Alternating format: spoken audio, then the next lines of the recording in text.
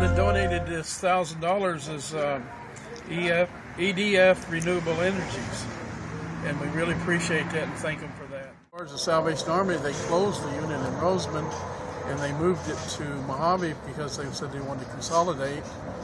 And we used to get fresh rescue here 2 days a week from Albertsons, and now they're taking it to Mojave 4 days a week, and the Mojave unit is doing it 1 day a week in Rosamond. And they're telling us all of this funds are for local people. And I would say to you people, what you need to ask them, if you're going to give money to them, you need to ask them what they mean by local. Do they mean Rosamond only, or Mojave serves Mojave, Cal City, North Edwards, and Boron? And we need to know if this is for Rosamond residents only, or if this is going to other towns too. And we decided when they shut down this unit that we was going to go ahead and serve the residents of Rosamond. So we served 130 meals today with turkeys. Bought all of our turkeys from Albertsons locally. Wind Farm donated $1,000 to our project. They originally was going to give it to the Salvation Army, and the Salvation Army closed. And I told them that, and they said they did not want any of their funds going any place other than Rosamond. And so they decided to give it to the church, and we really appreciate that, and we're very thankful for it. We're glad that we can bless the people. And like special districts and things like that that are within the wind boundary right now, the Recreation Park District in Tehachapi saw a $200,000 increase in their tax base this year. The Cummings County Water District saw a $425,000 increase. So we're seeing it affect the local governments and the local jurisdictions, which is really good, not just the county as a whole. A lot of their focus this year is economic development. Well, next few years, we are really pushing economic development. We have a whole task force. Zach is going to be pulling together this huge economic development task force where we're going to be inviting the chambers of commerce from every little community within Kern County. They're going to, and also any economic development councils, the EDCs, anything like that. And we're going to convene in Bakersfield with a huge meeting with, you know how we did it with the voting? Remember when we did the visioning? Yeah. And you were able to vote right on and got some results immediately? We are going to be doing that same thing with more of an economic development platform. And so, with what's going on at Mojave Spaceport, I mean, the Stratolaunch company is going to be hiring around 400 people. There's some major stuff going on in Mojave, which is excellent for East Country. We'll give water rights to the different parties, and then those are tradable. Currently, if you use water on a parcel, you have kind of an overlying right to use it. You can use it on your property, but you can't sell it to somebody else. Post-adjudication, you'll be able to do that.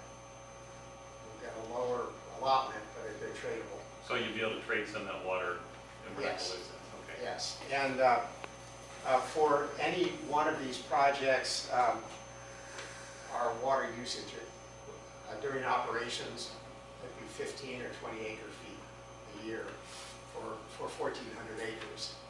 And if you look at what the ag usage is, it's thousands of acre-feet a year.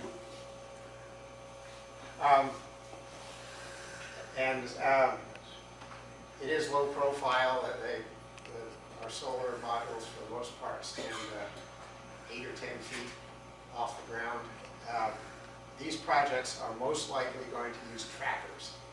And so the project that's under construction down there now is fixed tilt for the most part. And that means that they're all fixed and they're tilted to the south. You get to see them pretty well in the mornings As you drive by.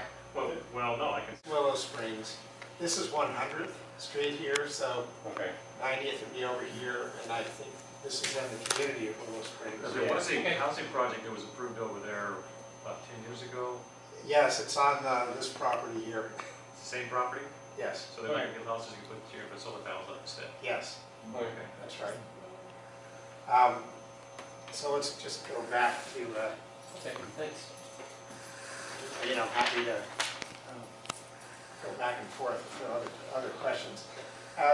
This is all being farmed now, and so if you were to drive out Rosamond, there's a farm fields down here, farm fields for the most part out here, and there are other solar projects that have been proposed. I think one that's going to start construction down in this area here. This is where the water bank is. This will be 150 megawatts. It takes up the land that we have leased is, or that we have optioned is 1,175 acres. Probably won't take all of that land, but we'll take a good part of it. We're expecting construction to be perhaps as early as late 2014, but more likely 2015 and 2016, and then operation from then on. We expect 450 construction jobs at any given time, and about 16 permanent jobs from operation and security and maintenance. And those jobs would go on for the life of the project, whether we operate it or another party.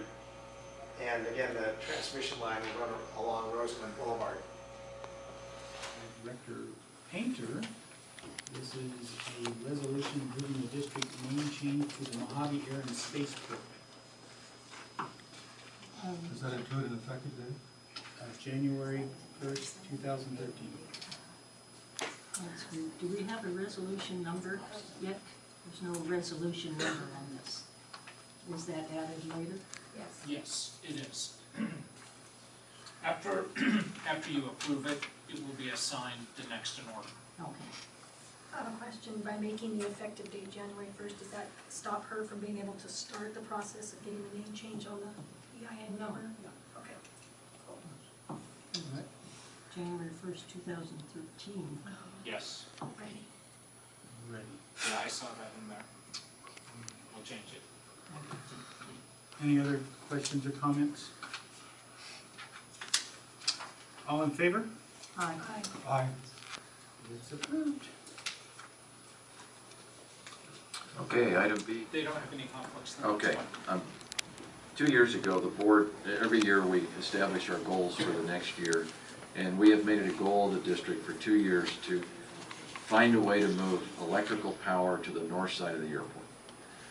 Associated with that, we found that our tenants want fiber connectivity, high-speed data connectivity to the rocket test sites and to other testing going on in the boneyard and in the north side of the airport.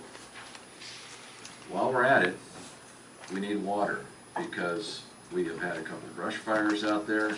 We have had times when we needed to have fire trucks and recharge fire trucks, and we just have general operations that need water for facilities that are located. Some of the companies now want to build larger test facilities to house offices and others, so we need water. So we have now priced out the cost of moving quantities of water, 12-inch line, electrical power, and high-speed data fiber that connect with our pipe to number 1 Wilshire, which we are now hooked in to the north side of the airport. One of our tenants, actually 4 of our tenants, have given us formal requests that if we deliver the electrical power, they would add considerable more jobs to Mojave and Mojave Air and Spaceport. Power doesn't change too much, but with technology, the fiber might change. Is there a way that the fiber can be pulled and relayed if 10 years from now there's 5 years from now there's this new, latest, greatest optical thing or some new thing they come out with? What size pipe we put in the ground for the fiber? You told me this morning, I can't remember. 5 inch. And the folks that do that are Race Communications. They pull the fiber, they connect the fiber, they manage the boxes. Just like the power company, once you put it in the ground, they own it. Basically, it's theirs, but we put it into their specs, we pay for it. The fiber, they're providing the fiber. All we're doing is digging the hole, laying the conduit in the ground, they're pulling the fiber, hooking it up to the boxes. They're doing that, their cost. Yes, that is correct. And my assumption is, if there's a change in the fiber, these are the same guys that pulled the fiber and put it in for 1 Wilshire. They'll own that fiber and they'll have the ability to put that in.